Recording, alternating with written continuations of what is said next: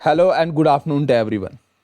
My self engineer Sameer Yusuf, और आज जो हम बात करने वाले हैं that is regarding some basic concept. जो हमारे पास बेसिक कंसेप्ट है जनरल नॉलेज में जो आते हैं और जो हमारे JKSSB के एग्जाम्स आने वाले हैं उनमें इंपॉर्टेंट है, और उनमें अलग से ये लाइन दी गई है that is the GDP, GNP, NNP, personal income, या इसके अलावा भी बहुत सारे टॉपिक्स हमारी जो हैं that is from the terminologies. हम कह सकते हैं GNP that is the gross national product, GVA gross value added, NDP that is the net domestic product, PCI that is the per capita income या personal income. So इन सब चीज़ों पे हम आज बात करेंगे इंशाल्लाह। We will try to cover these topics and first let us go through this quote. Understanding the economic indicators helps us in mastering the general knowledge topics. क्योंकि जब भी आप जनरल नॉलेज की तरफ देखते हो तो वहाँ पे एक मेजर रोल रहता है इकोनॉमी का, और इकोनॉमी समझने के लिए हमें कुछ बेसिक कंसेप्ट्स इकोनॉमिक इंडिकेटर्स के बारे में पता होना चाहिए। So these are few economic indicators जिनकी हम बात करेंगे जो हमारे एग्जाम के लिए इंपॉर्टेंट है। Now, let us start with the national income of India. Now, what is this national income of India? ये नेशनल इनकम है क्या इंडिया की? किस चीज को हम नेशनल इनकम ऑफ इंडिया बोलते हैं या नेशनल इनकम अकाउंटिंग बोलते हैं? अगर हमें नेशनल इनकम अकाउंटिंग की बात करनी है या नेशनल इनकम ऑफ इंडिया की बात करनी है तो पहली बार the first attempt we will go through is what is the definition. First attempt किसने किया था कि मैं क्या काम करूंगा, मैं नेशनल इनकम ऑफ इंडिया क्या काम करूंगा, कैलकुलेट करूंगा। That was made by Dadabhai Naoroji. Dadabhai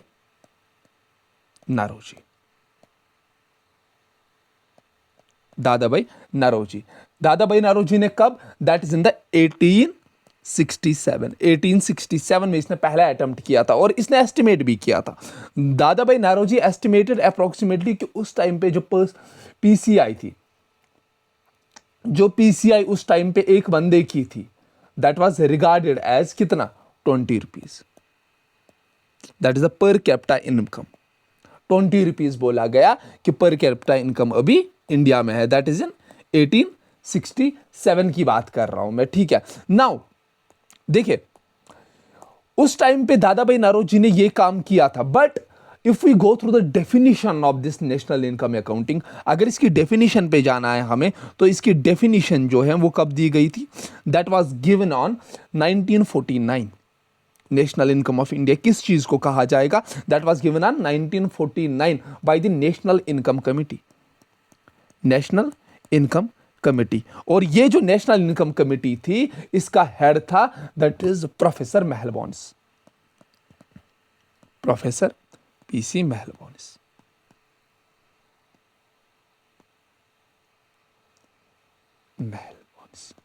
मैं महलबॉन्स पढ़ता हूं, आप खुद पढ़ लेना, आप क्या पढ़ोगे, क्योंकि प्रोनाउंसिएशन मैंने इस तरीके से याद रखी है। सो डेफिनेशन जो है इसकी, now what is the definition? जब इन्होंने इसकी डेफिनेशन दी, दैट इज जिनको हम कहते हैं क्या? National income committee. National income committee ने बोला कि वो नेशनल इनकम, हम कह सकते हैं नेशनल इनकम एस्टिमेट्स, ये किस चीज को एस्टिमेट करता है कि कितना volume of commodities, the volume of commodities and services turned out during a given period of time without duplication. अब सर ये तो समझ नहीं आया, व्हाट इज दिस? तो चलो हम सिंपल भाषा में समझते हैं। तो हम बोल सकते हैं कि नेशनल इनकम किसी भी कंट्री की मेजर की जाती है कि net value of goods and the services, net value of goods and services. क्या हम कहते हैं? What is national income? National income is the measure of net value of goods and the services produced in a country. Produced in a country during a year. हम कह सकते हैं in a year. तो हम इस चीज को कहेंगे national income of country. National income of India क्या है? The national income of India can be defined as the net value of the goods and the services produced in a country during a year. And it also includes, ये क्या चीज include करता है? ये हमारा जो नेट अर्नड इनकम है, foreign income, जो हम कहते हैं NEFI, नेट, जो हमारे पास नेट अर्नड फॉरेन इनकम जो है हमारे पास, net earned foreign income, net earned foreign income, foreign income, ये इसको भी इंक्लूड करता है। या हम और एक डेफिनेशन भी बोल सकते हैं कि this national income can be defined as, it can also be defined as the flow of goods and services in an economy, flow of goods and services in an economy, in an economy, कितना flow हो रहा है goods and services का एक economy के, तो उस चीज को भी हम कह सकते हैं this is the national income. ठीक है, तो ये चीज आपको समझनी है। Now there are number of concepts, ये यहां पे जाने से पहले, आगे जाने से पहले we have to remember few points, note करके। The father of the national income in India, father, who is the father of national income of India is considered as professor VKRV Rao, professor VKRV Rao, professor VKRV Rao, because he professor Vijayendra Kasturi Rangan Varadaraja Rao, इतना बड़ा नाम है, लेकिन आप याद रखना VKRV Rao, that is the professor Vijayendra Kasturi Ranga Varadaraja Rao, और ही professor Rao give the first scientific method to calculate the national income, first scientific method to calculate national income. That's why he is considered as the father of national income. He is considered as the father of national income in India. Now अभी के time पे जब हम देखते हैं, अभी के time पे, प्रेजेंट टाइम पे इन 2026, तो हम देखते हैं कि this work of calculating the national income is given to NSO. इसके लिए अलग एक एजेंसी है, that's NSO. NSO is national statistics office, national statistics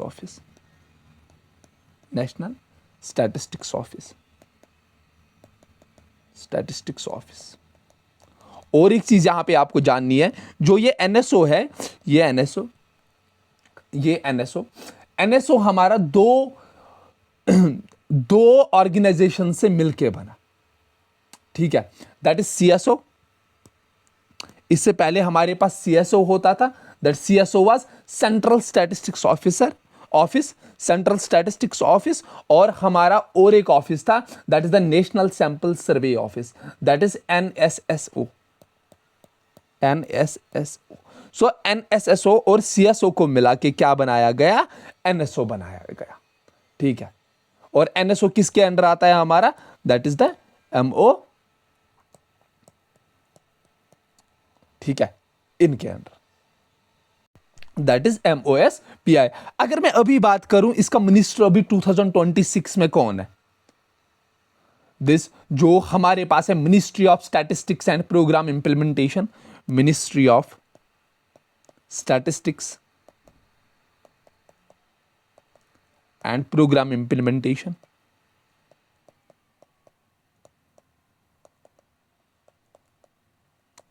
तो अभी के टाइम पे इसका मिनिस्टर कौन है, प्रेजेंट मिनिस्टर कौन है इसका, दैट इज श्री राव इंदरजीत सिंह.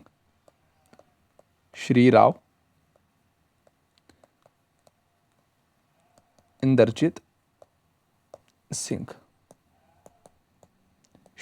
इंदरजीत सिंह जो है, he is the minister of MOSPI, जिसके अंडर क्या आता है, NSO जिसके अंडर आता है, ठीक है. Now we have different kinds of methods. जब हम इसकी बात करते हैं, that is the national income की बात करते हैं, we have different kinds of methods, और we have the different indicators to measure this economic growth, ठीक है. We have different indicators. Now let us go through the concepts of the national income, or now we will go through the methods. methods. And the first and the foremost method, that is the gross domestic product.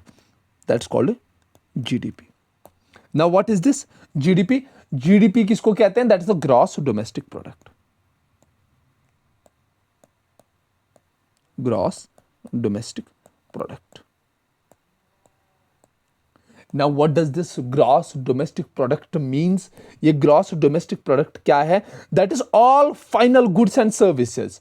All जितने भी हमारे पास all final, अभी बात करेंगे हम इसकी, final goods and services. Final goods and services produced क्या? जितने भी हम final goods and services produce कर रहे हैं, किसमें? अपनी डोमेस्टिक टेरिटरी में. डोमेस्टिक टेरिटरी क्या हमें याद रखना है? That all the final goods and the services produced with in a domestic territory with in a given specific period भी हम बोल सकते हैं. So that's called the GDP. ठीक है. और वी कैन से, जो हम बोल रहे हैं, all the final goods and the services, we can also say the value of, और एक डेफिनेशन भी फिर मैं इसको एक्सप्लेन करूंगा, वैल्यू ऑफ मार्केटेबल याद रखना है, मार्केटेबल कामा फाइनल गुड्स, एफजी लिखूंगा, final goods and services produced within a domestic territory over a specific time period. ठीक है. Now what is this value? जब हम इस वैल्यू की बात करते हैं, वैल्यू जो हमने बोला, value, what is this value? Value के बाद हम बाकी चीजों पे आएंगे. what is this value? Value का मतलब है that is the price. Value का मतलब क्या है? वैल्यू का मतलब है प्राइस. क्या आप इस प्राइस को करंट ईयर पे ले रहे हो, या आप इस प्राइस को, जो अभी प्राइस है, जो वैल्यू है इन गुड्स की या सर्विसेज की, क्या आप उसको करंट ईयर पे ले रहे हो, जो अभी के टाइम पे उसका प्राइस है, या आप कांस्टेंट ईयर पे ले रहे हो? Constant year, that means base year. मतलब मैं आपको बोल रहा हूं कि 5 साल पहले इसका ये दाम था, तो हम उसको बेस ईयर मान के चल रहे हैं. ठीक है. तो प्राइस यहां पे क्या रहेगा? यहां पे प्राइस कांस्टेंट रहेगा. ठीक है. नाउ जब आप इस जीडीपी को, इस वैल्यू को करंट ईयर पे कैलकुलेट कर रहे हो, क्या? जब आप इस जीडीपी को करंट ईयर पे कैलकुलेट कर रहे हो, करंट प्राइस पे कैलकुलेट कर रहे हो, current year current price, then that's called nominal GDP. और अगर आप इसी प्राइस को, इसी वैल्यू को एक बेस ईयर के हिसाब से मान रहे हो, then that's called real GDP. Now that's called real GDP. ये हमें याद रखना है. Now what is marketable? देखिए, मार्केटेबल चीज मार्केटेबल होनी चाहिए. दैट मींस ये सिर्फ एंड सिर्फ इकोनॉमिक एक्ट को क्या काम करनी चाहिए? कैप्चर करनी चाहिए. इकोनॉमिक एक्ट, दैट मीन्स इसमें यह नहीं होना चाहिए कि आप घर का काम कर रहे हो, आप कोई चैरिटेबल एक्ट कर रहे हो, आप किसी की मदद कर रहे हो. That's not. आप बार्टर सिस्टम कर रहे हो, आप यहां से एक चीज दे रहे हो, वहां से दूसरी चीज ला रहे हो. नहीं, that is not marketable. Marketable उस चीज को कहेंगे हम जिसमें एक इकोनॉमिक एक्टिविटी होगी. ठीक है. जिसमें पैसों का लेन देन होगा. नाउ देयर इज अनदर, मैंने यहां पे लिखा है final goods. Now what are these final goods? What is this final good? Final good, what are these final goods? Final goods किस चीज को कहा जाता है? देखिए, वो गुड्स आपके पास, वो चीजें आपके पास जो आप डायरेक्ट बेच रहे हो. दैट मीन्स जो अब किसी भी ट्रांसफॉर्मेशन के अंडर नहीं जाएगी.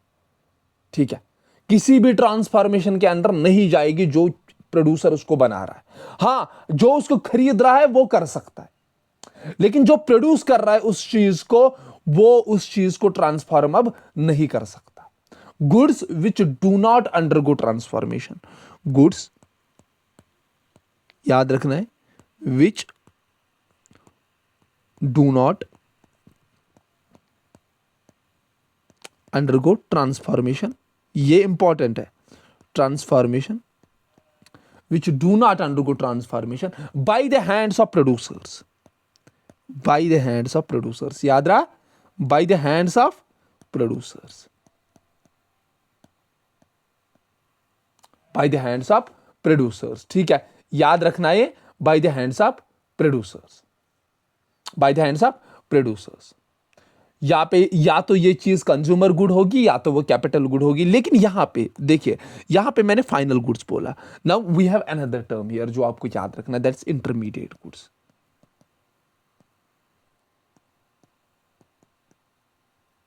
Intermediate goods. Now what are these intermediate goods? Intermediate goods are that goods which undergo transformation by the hands of producers, undergo transformation,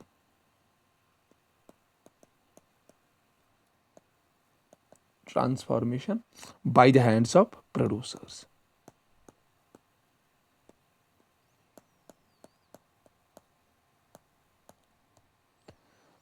by the hands of producers। तो ये चीज हमें याद रखनी है यहां पे। नाउ यहां पे और एक चीज मैंने बात की, मैंने यहां पे बोला आपको domestic territory. Now what is this domestic territory? This is also important question, यहां से आता है डोमेस्टिक टेरिटरी। देखिए डोमेस्टिक टेरिटरी में पहले ही क्या आएगा? पॉलिटिकल टेरिटरी, जो हमारी कंट्री का एरिया है, पॉलिटिकल टेरिटरी, पॉलिटिकल टेरिटरी यहां पे हम रहते हैं। या अगर हम फॉर एग्जांपल मैं तमिलनाडु में रहता हूं, तमिलनाडु के बाद स्टार्ट क्या होता है? वहां पे फिर सी स्टार्ट होता है, that is the territorial waters, that is हमारे सी बेड से जहां पे हम रहते हैं, जो हमारा किनारा है समंदर का, वहां से 12 नॉटिकल माइल्स तक हमारा हिस्सा है। मतलब जितने रिसोर्सेज हम उसमें निकालेंगे वो भी जीडीपी में काउंट होंगे, that is territorial water, territorial water. Territorial water में कितने होते हैं? कितना टेरिटोरियल वाटर होता है? That is the up to 12 nautical miles, ठीक है, 12 नॉटिकल माइल्स, ठीक है। या हमारे पास इकोनॉमिक जोन्स, जिनको हम कहते हैं इकोनॉमिक एक्ट या इकोनॉमिक जोन्स, दैट इज वो हम 200 नॉटिकल माइल्स तक कर सकते हैं। या आपके पास फॉर एग्जांपल आप यहां पे चढ़े हो किसी जहाज में, एयर इंडिया में आप यहां पे चढ़े, लेकिन एयर इंडिया गया कहां? दुबई। अब दुबई में एयर इंडिया कुछ बेच रहा है, क्या वो कैलकुलेट होगा हमारी जीडीपी में कि नहीं?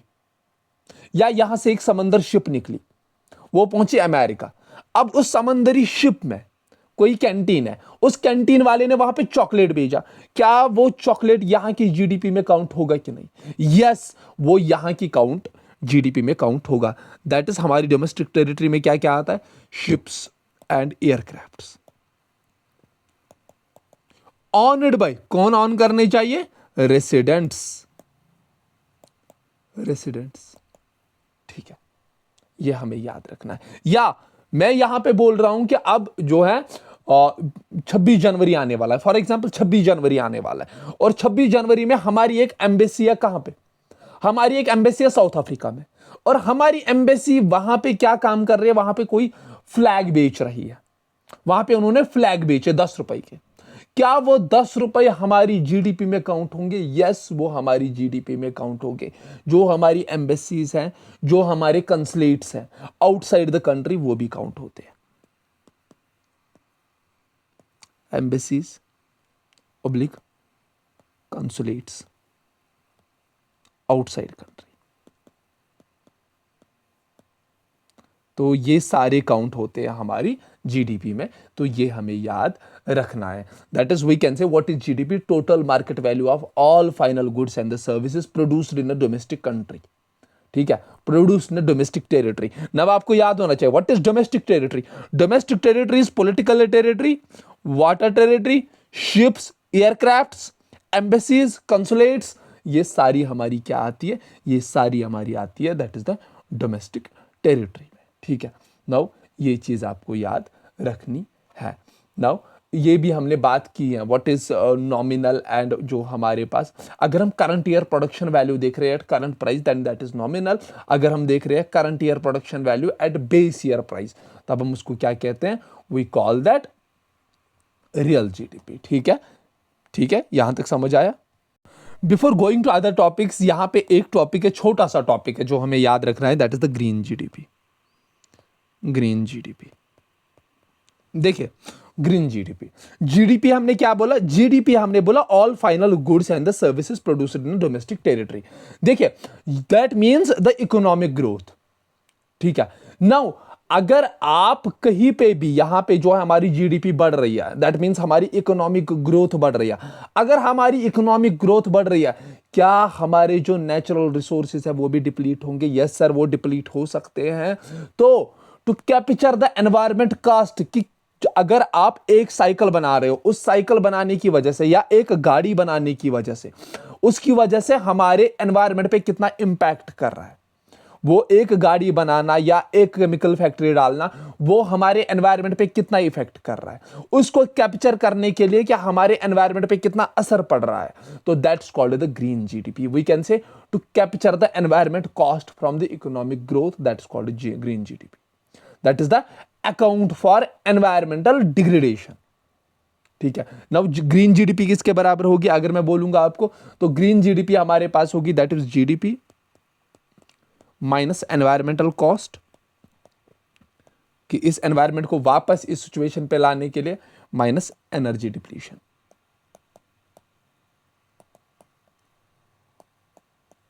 एनर्जी डिप्लीशन या हम कह सकते हैं mineral depletion, forest depletion plus government expenditure on environment protection, या एनर्जी आप यस एनर्जी में सब कुछ आएगा, इसके अलावा यहां पे क्या रहेगा, प्लस प्लस होगा, लेकिन क्या, that is the government expenditure, क्योंकि गवर्नमेंट भी एक्सपेंडिचर कर रही है ना, किस पे, एनवायरमेंट प्रोटेक्शन पे। ग्रीन जीडीपी इसीलिए बनाया गया सो दैट कि एनवायरमेंट पे जितना असर हो रहा है, हम यहां से कुछ फंड बना ले, एक फंड बना ले जहां से हम क्या काम करेंगे, हम जितना हम प्रोडक्शन यहां से कर रहे हैं, जितना एनवायरमेंट हमारा डिप्लीट हो रहा है, उतना ही हम एनवायरमेंट के लिए पैसे भी डालें, ताकि हम एनवायरमेंट को और क्या काम कर सके, और ठीक कर सके। ठीक है, ठीक है, तो वो चीज हमें याद रखनी है, that is GDP minus environment cost. Environment cost कितना है, that is called the green GDP. ये चीज हमें याद रखनी है। Now how we can calculate this GDP, और we can say the estimation of GDP. Estimation of GDP, estimation of GDP. GDP समझ में आएगा तो आपको सब कुछ नीचे समझ में आ जाएगा। देखिए, आपको सारी टर्मिनोलॉजीज बाकी समझ में आएगी।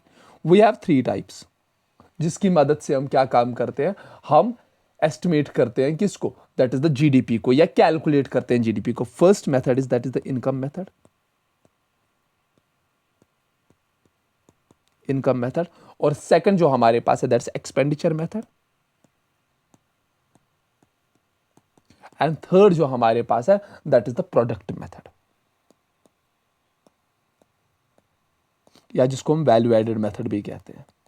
Now what is this, what is this income method, मतलब जीडीपी को कैसे हम कैलकुलेट कर सकते हैं? क्या हम बोल सकते हैं कि income of all the factors of produce, जितने भी फैक्टर्स ऑफ प्रोड्यूस हमारे पास हैं, जितने भी फैक्टर्स ऑफ प्रोड्यूस हमारे पास हैं, ठीक है, उन सब की इनकम को हम जोड़ेंगे तो हम क्या कह सकते हैं, that will be the income method. Yes, can say GDP by adding the income by all the factors of produce, ये भी हम बोल सकते हैं। Now what are the factors of produce,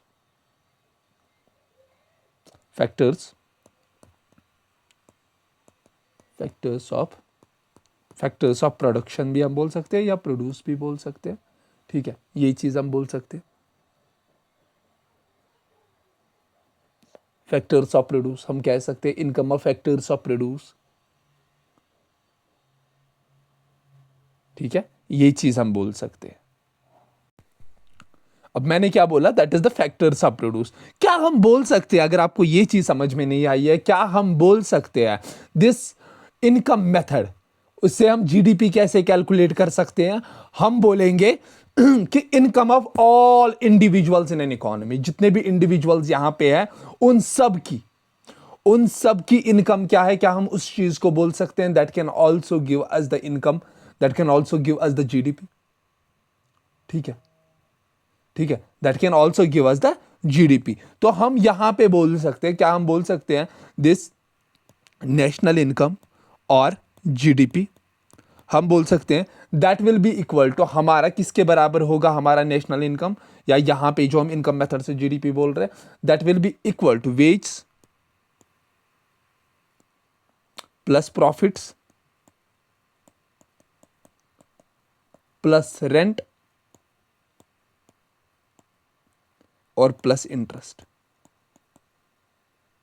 क्या हम ये चीज बोल सकते हैं? So this can also be the income method. ठीक है, ठीक है, रेंटल इनकम कितनी होगी, वेज इनकम कितनी होगी, इसकी प्रॉफिट इनकम इसकी कितनी होगी, इसकी रेंट इनकम कितनी होगी, इसका इंटरेस्ट कितना होगा। That means wage is the compensation to the employees. ठीक है, कंपनसेशन टू द एम्प्लॉयज। अगर ऐसे तो यहां हम बोल सकते हैं इस चीज को, और एक चीज भी बोल सकते हैं, दैट इज द जीडीपी जो हमारे पास मार्केट प्राइस पे होगी, that will be equal to GDP at factor cost. ठीक है, at factor cost plus indirect taxes minus subsidies, ऐसे। और ये जो नेशनल इनकम है हमारे पास, ये हमारे पास जो जीडीपी एट फैक्टर कॉस्ट है, ये है wage plus profits plus rent plus interest. ठीक है, ये चीज आपको याद रखनी है। Now we have the second type that is called the expenditure method. Now what is this expenditure method? Expenditure method, expenditure method हम कह सकते हैं summation of the expenditure incurred by the various sectors. जितने भी sectors या जितने भी हमारे पास स्टेक होल्डर्स है, तो जो वो एक्सपेंडिचर कर रहे हैं उसको हम क्या कहेंगे, उसको हम कहेंगे that will be the GDP. ठीक है, या तो हम और एक चीज भी बोल सकते हैं, यहां पे हम बोल सकते हैं it's the total outlay method. इसको कहा जाता है total outlay method. Total outlay method, why this is called as total outlay method? देखिए, टोटल आउटले मेथड क्यों कहा जाता है? क्योंकि इस मेथड में हम एज्यूम करते हैं कि जो इनकम अर्नड है, इनकम अर्न, इसमें हम एज्यूम करते हैं कि जितना भी पैसा आपने कमाया है बाय एन इंडिविजुअल, वो आइदर वो स्पेंड करेगा किस पे, आइदर वो स्पेंड करेगा on consumer goods, on consumer goods, या तो वो कंज्यूमर गुड्स पे स्पेंड करेगा या वो सर्विसेज पे स्पेंड करेगा, या क्या काम करेगा, या तो वो सेव करेगा या तो वो इन्वेस्ट करेगा। ठीक है, ठीक है, ये चीज हमें याद रखनी है। तो हमने क्या बोला कि एक्सपेंडिचर मेथड में हम क्या बोल रहे हैं कि जितना भी पैसा आपने कमाया, आप उसको या तो स्पेंड कर रहे हो कंज्यूमर गुड्स पे, या तो सर्विसेज पे, या तो उसको सेव कर रहे हो उस पैसे को आप, या तो उस पैसे को आप इन्वेस्ट कर रहे हो। ठीक है, दैट मीन्स यहां पे अगर हम इससे हम अगर नेशनल इनकम को कैलकुलेट करें तो आपको समझ आएगा क्या हमने बोला, that is the personal consumption. हम पहला बोल सकते हैं personal consumption expenditure, that is C, personal consumption expenditure, plus अगर ये पर्सनल कंजम्पशन इसने किया होगा, इसके साथ साथ ये इन्वेस्टमेंट भी करेगा। ठीक है, प्लस इसके साथ साथ गवर्नमेंट एक्सपेंडिचर भी होगा। ठीक है, गवर्नमेंट एक्सपेंडिचर प्लस एक्सपोर्ट्स भी होंगे और माइनस आपके इंपोर्ट्स होंगे। So this is called the expenditure method, that is a personal consumption expenditure, investment, government expenditure plus exports minus imports. ठीक है, क्योंकि देखिए आप, अगर मैं इसको थोड़ा सा एक्सप्लेन करूं, लेकिन इतना जरूरी भी नहीं है, लेकिन आप ये देखिए अगर आप देख रहे हो ना कोई भी इकोनॉमी है, उसमें सबसे बड़े ये कौन से होते हैं, सेक्टर्स कौन से होते हैं? ये एक तो हाउस होल्ड होता है, दूसरा क्या होता है, दूसरा हमारे पास फर्म्स होती है, तीसरा हमारे पास गवर्नमेंट होती है, चौथा हमारे पास एक्सटर्नल सेक्टर होता है। यही तो होते हैं ना। नाउ अगर आप इन सेक्टर्स को ले रहे हो, सारे सेक्टर्स को एक साथ, तो आपका एक्सपेंडिचर क्या होगा हाउस होल्ड में, वो तो यही आपका ही होगा। That means the private final consumption expenditure होगा, दैट मीन्स कंजम्पशन होगा। अगर आप फर्म्स की बात करोगे, फर्म्स में क्या होगा, दैट विल बी इन्वेस्टमेंट। ठीक है, इन्वेस्टमेंट। अगर आप गवर्नमेंट की बात कर रहे हो, गवर्नमेंट में तो यहां पे क्या होगा, गवर्नमेंट भी तो एक्सपेंडिचर करेगी, या तो वो इन्वेस्टमेंट करेगी। गवर्नमेंट दो चीजें कर सकती है, या तो वो कंज्यूम करेगी या तो वो इन्वेस्ट करेगी। ठीक है, और एक्सटर्नल सेक्टर में या तो आप एक्सपोर्ट करोगे या तो आप इंपोर्ट करोगे। सो इसी को हम कहते हैं, दिस हम यहां पे बोलते हैं aggregate demand. This national income can also be called as aggregate demand here. ठीक है, और एक्सपेंडिचर मेथड में हम इस तरीके से क्या काम करते हैं, इस तरीके से हम कैलकुलेट करते हैं हमारी जीडीपी को। Now we have the product method. ठीक है, प्रोडक्ट मेथड का मतलब क्या है, that is it's also called as the value added method. इसको वैल्यू एडेड मेथड भी कहा जाता है, value added method. This is also called as the value added method. ठीक है, ये चीज हमें याद रखनी, this is also called as the value added method. यहां पे हम क्या काम करते हैं, यहां पे हम अपनी सारी इकोनॉमी को डिवाइड करते हैं इनटू वेरियस इंडस्ट्रीज डिवाइड करते हैं। क्या काम करते हैं, डिवाइड करते हैं अपनी इकोनॉमी को इनटू द वेरियस इंडस्ट्रीज। जब हमने इनको क्या काम किया, इनको पूरी तरीके से डिवाइड कर दिया अपनी इकोनॉमी को, फिर हम क्या देखते हैं कि टोटल मार्केट वैल्यू क्या है फाइनल गुड्स की, टोटल मार्केट वैल्यू किसकी, फाइनल गुड्स की। वहां पे जो हम वहां पे गुड्स बना रहे हैं तो उसको हम कहते हैं वैल्यू एडेड मेथड। ठीक है, ये चीज आपको याद रखनी है। ठीक है, नाउ यहां पे एक क्वेश्चन अराइज होता है कि भाई साहब हम तो जीडीपी की बात कर रहे हैं, ठीक है, हमने जीडीपी की बात की, लेकिन which are the world top 5 GDPs of the world, top 5 GDPs of the world, top 5 GDPs दुनिया की। तो पहले नंबर पे हमें सबको पता है, that is USA. Second number पे हमारे पास that is China with approximately 19 trillion. तो उसके बाद हमारे पास जर्मनी, और लास्ट फोर्थ हमारा कौन सा है, दैट्स इंडिया, और फिफ्थ इज जापान। ठीक है, ये तो हमारे पास हुए टॉप 5। कहां पे, top 5 in case of world. लेकिन अगर हम अपने स्टेट की बात कर रहे हैं, अपनी कंट्री की बात करें, हमारी कंट्री में टॉप 5 स्टेट्स कौन सी है, टॉप 5 स्टेट्स,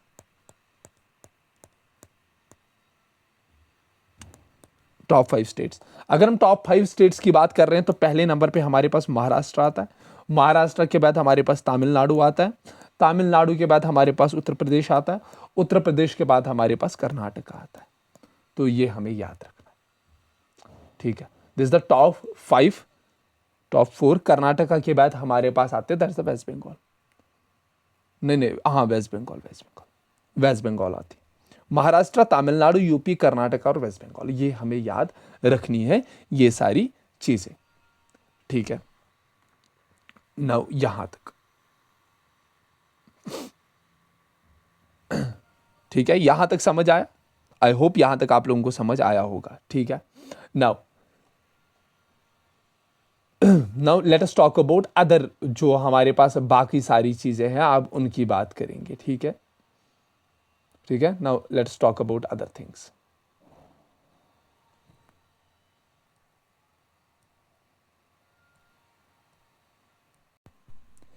अब देखिए, एक छोटा सा डिस्टिंक्शन यहां पे मैं देना चाहता हूं। Now we will talk about the gross national product, that is the gross national product. अब हम यहां पे ग्रॉस जीएनपी की बात करेंगे, gross national product, gross national product.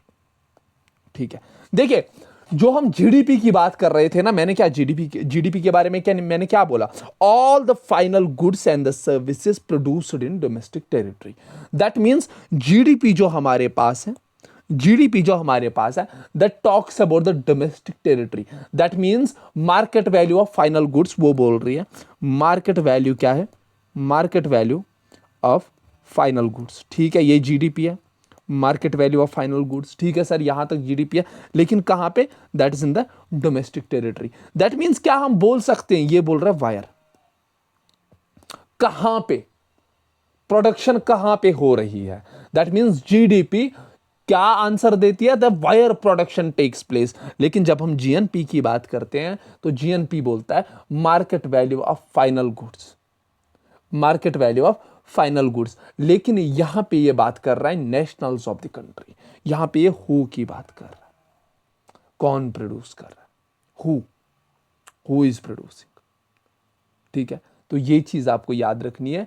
GNP में हम क्या काम करते हैं, जीएनपी में हम बोलते हैं, जीएनपी में टेरिटरी, इंडियन टेरिटरी भी हो सकती है, अदर टेरिटरी भी हो सकती है। फॉर एग्जांपल हमारे लोग जो बाहर है वो वहां से पैसे बेच रही है, पैसे यहां पे बेच रहे हैं, तो दैट मीन्स वो जीएनपी में आएगा, ठीक है, वो हमारा जीएनपी में आएगा। तो दैट मीन्स जीएनपी हम क्या बोल सकते हैं, that is the GDP of a country. GDP के साथ साथ that is the net factor income from abroad, ठीक है, net factor income from abroad, net factory income from abroad, net factory income from abroad, income, ये जो foreign से हमारे पास कितनी इनकम आ रही है, ठीक है, वो चीज हमें याद रखनी है। अब अगर कोई स्ट्रिक्टली क्लोज इकोनॉमी है, that is closed economy, for example north Korea, अभी के टाइम पे सिर्फ I think north Korea closed economy, तब वहां पे क्या बाहर से पैसा आ रहा होगा, नहीं, तब एनएफआई के हो क्या होगा, that will be zero, that means GDP will be equal to the GNP. यहां पे जीडीपी किसके बराबर होगी, यहां पे जीडीपी जीएनपी के बराबर होगी, ये चीज हमें याद रखनी है, ठीक है, ये चीज हमें याद रखनी है, ठीक है। यहां तक आपको आई थिंक समझ आ गया होगा। यहां पे दो चीजें हैं, ठीक है, मैंने आपको इससे पहले बोला था that GDP at factor cost and GDP at market cost. Now simple मैं इसको आप लोगों के सामने रखूंगा, आई होप आपको समझ आएगा। देखिए, अगर हम फैक्टर कॉस्ट की बात कर रहे हैं तो यहां पे जो फैक्टर कॉस्ट की हम बात करते हैं, GDP at factor cost, that means आप एस्टिमेट कर रहे हो जीडीपी को किस प्राइस पे, जीडीपी को at a factory gate, factory gate पे, मतलब आप फैक्ट्री के अंदर ही जब प्रोडक्ट कंप्लीट हुआ, प्रोडक्ट बना, वो फैक्ट्री गेट पे ही है अभी, ठीक है। तो आप उसका क्या काम कर रहे हो, आप कंप्यूट कर रहे हो cost of production, cost of production, cost of production. That means you are not including indirect taxes, indirect taxes जो है वो इंक्लूड नहीं होते हैं, एंड सब्सिडीज भी इंक्लूड नहीं होती है। तो जब आप सब्सिडीज और इनडायरेक्ट टैक्सेस को इंक्लूड नहीं करते हो, so that means that GDP is called as the GDP at factor cost. Now if you are introducing that GDP factor cost पे plus you are introducing the indirect taxes on this, indirect taxes आप इस पे introduce कर रहे हो, minus subsidies को minus कर रहे हो, देन जब हम इस जीडीपी को कैलकुलेट करते हैं तो that is called the GDP at the market price, ठीक है, GDP at market price. Now we have national income. Now what is national income, ठीक है, अभी जो हम बात कर रहे थे that is the national income, ठीक है, नेशनल इनकम, ठीक है, समझ आया आपको, समझ आया आपको। नेशनल इनकम हम बोलते हैं total value of goods and the services produced by the nationals, जितने भी total, total national income, national income, national income किसको बोलते हैं, total value of goods and services produced by the nationals. That means हम बोल सकते हैं net national product, हमारे पास net national product at the rate किस पे, that is at the factor cost, factor cost पे। दैट इज हम बोल सकते हैं क्या, जो हमारे पास जीएनपी है, that means net national product किसके बराबर होगा हमारा, अगर हम इसकी मार्केट प्राइस पे इसको देखते हैं, सो वो हमारा होगा that is GNP, GNP gross national product हमारा मार्केट प्राइस पे, माइनस हम क्या काम करेंगे, डेप्रिसिएशन हम माइनस करेंगे, ठीक है। So this is the net, this is the national income, ठीक है, ये हमारे पास नेशनल इनकम है, या जिसको हम एनएनपी कहते हैं। NNP eight factor cost gives us the national income, ठीक है। ये चीज़ आपको याद रखनी है, ये चीज़ हमें याद रखनी है। और ये चीज़ भी आप ऐसे भी याद रख सकते हो, अगर ऐसे तो जीडीपी आपने क्या बोला, जीएनपी हमने बात की थी। What is GNP? देखिए फिर से मैं बोलूँगा, GNP is equal to GDP plus net income from abroad, ये हमारे पास जीएनपी है। Now what is NNP? NNP हमारे पास है जीएनपी माइनस डेप्रिसिएशन। तो ये दो चीज़ें आपको याद रखनी है। Now what is national income? National income is this NNP eight factor cost. जब आप एनएनपी को फैक्टर कॉस्ट पे ले रहे हो, this at the factor cost, that means you are not including indirect taxes and you are not including the subsidies, then उस time पे हम उसको क्या कहते हैं? That's called the national income. ठीक है, ठीक है, यहां तक आपको समझ आएगा। Now what is this the depreciation? Depreciation हम कह सकते हैं कि जो हमारे पास वियर एंड टियर होता है चीजों का, तो उसको हम कहते हैं that's called the depreciation, wear and tear. This is simple, the wear and tear. Now उसके बाद हमारे पास what's personal income? Personal income, personal income क्या होती है? ठीक है, व्हाट्स पर्सनल इनकम? देखिए हम कह सकते हैं it is the part of the national income. Part of, ये किसका है? Part of national income. National income का ये एक पार्ट है which is received by the house hold. जो कहां पे आता है? हाउस होल्ड के पास, हाउस होल्ड के पास। ठीक है, ये हम बोल सकते हैं। ठीक है, क्या हम बोल सकते हैं? पर्सनल इनकम जो हमारे पास है, पर्सनल इनकम जो हमारे पास है, that will be equal to the national income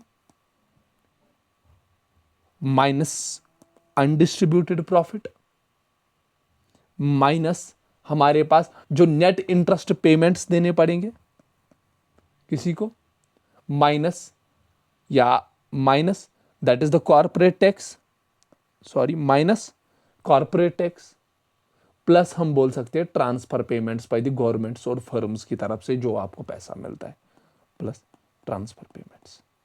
क्या हम ऐसे भी बोल सकते हैं? So this is the personal income. Now, what is the personal disposable income? That's PDI. Personal disposable income. Personal disposable income वो इनकम है जिसपे एक हाउस होल्ड का पूर्ण कंट्रोल होता है। That is the personal disposable income is income over which house hold have complete control, पूरा control हो। दैट मीन्स हमारे पास पर्सनल डिस्पोजेबल इनकम वो किसके बराबर होती है? हमारी personal income minus personal tax payments, that is personal tax payments, that is the direct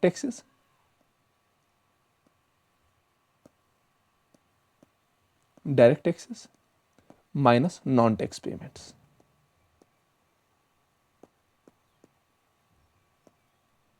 non tax payments ये भी बोल सकते। This is the personal disposable income. Now what is the per capita income? पर capita income हमारे पास क्या होती है? पर कैपिटा इनकम हमारे पास सबसे इजी निकालनी है कि दैट मीन्स इसमें क्या है? पर capita income is total income country की, टोटल इनकम कितनी है डिवाइड बाय टोटल पॉपुलेशन।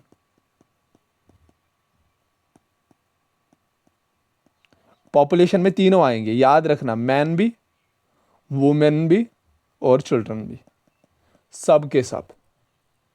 ठीक है, ठीक है। दैट मीन्स पर कैपिटा इनकम हम कहते हैं कि पर कैपिटा इनकम, अगर हम इंडिया की बात कर रहे हैं कि एवरेज इनकम कितनी है एक इंडिविजुअल की with in a year. Average income of individual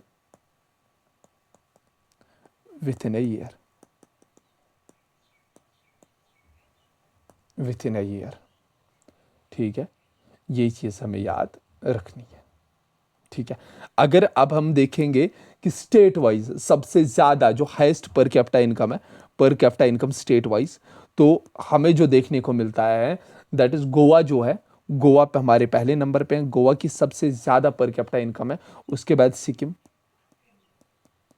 उसके बाद हमारे पास दिल्ली, उसके बाद हमारे पास चंडीगढ़, चंडीगढ़ के बाद हमारे पास हरियाणा।